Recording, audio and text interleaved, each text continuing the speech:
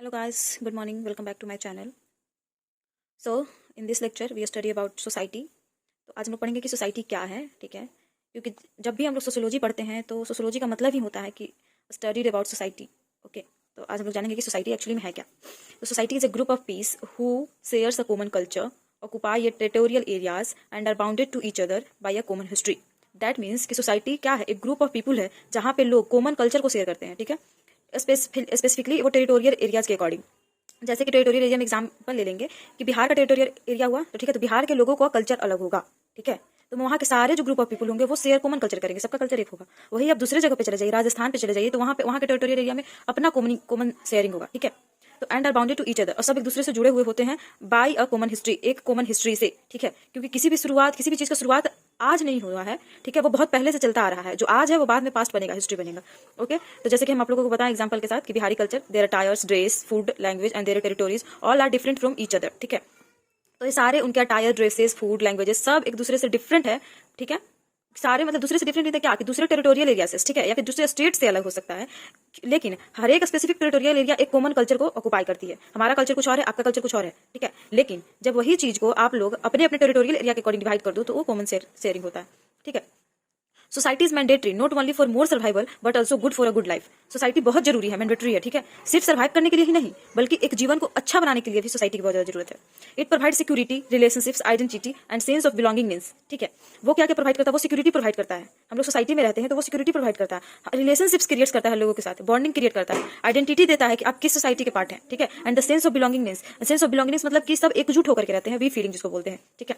Example, Nirbhaya case जो हुआ था 2012 में, ठीक है, तो इसके लिए आवाज उठाने के लिए एक पूरी सोसाइटी सामने आई थी, ठीक है।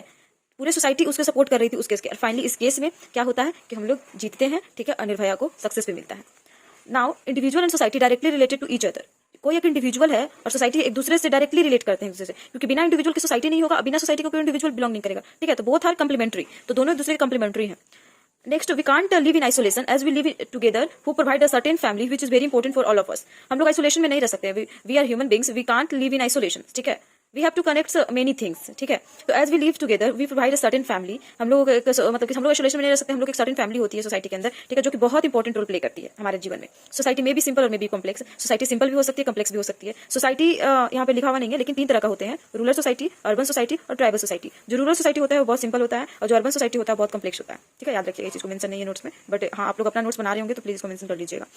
In the contemporary world, present day, we belongs to more than one society due to impact of industrialization, westernization, urbanization. देखिए, हम लोग कंटेम्प्रेरी वर्ल्ड में, आज की दुनिया में हम लोग सिर्फ एक सोसाइटी से बिलोंग नहीं करते हैं, हमारे ऊपर बहुत सारी चीजों का इंपैक्ट पड़ा है, जैसे इंडस्ट्रियलाइजेशन का, वेस्टर्नाइजेशन का, अर्बनाइजेशन का, जिसके तहत हम लोग बहुत सारे एक ही समय में बहुत सारे सोसाइटी के पार्ट बन गए हैं। लाइक हम लोग रहते बिहार में है, लेकिन हम लोग वेस्टर्न कल्चर को अप्लाई किए हैं, ठीक है, सपोज एग्जांपल से, तो वहाँ की भी सोसाइटी के अकॉर्डिंग रह रहे हैं। इंडस्ट्रियलाइजेशन, यहाँ भी इंडस्ट्री सेटअप है, तो लोग यहाँ पे, कोई लोग यहाँ पे एग्रीकल्चर करते हैं तो फार्मर है, कोई लोग इंडस्ट्री में काम करते हैं तो वर्कर है। अर्बनाइजेशन बहुत ज्यादा इंपैक्ट पड़ता है, धीरे धीरे रूरल सोसाइटी में भी अर्बनाइजेशन का इंपैक्ट देखने को मिल रहा है, तो ठीक है। तो एक हम लोग कह सकते हैं कि हम लोग एक सिंपल सोसाइटी से कम्प्लेक्स सोसाइटी की ओर बढ़ रहे हैं, ठीक है।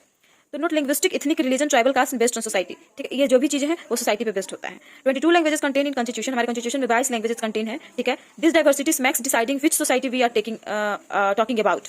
तो मतलब कि डाइवर्सिटी शो करता है, डिसाइड करता है कि हम लोग किस सोसाइटीज में रह रहे हैं, ठीक है। हमारे यहाँ बोला जाता है इंडियन कल्चर को कि बहुत ज्यादा डाइवर्सिटीज है, लेकिन फिर भी यूनिटी है लोगों के बीच में, ठीक है।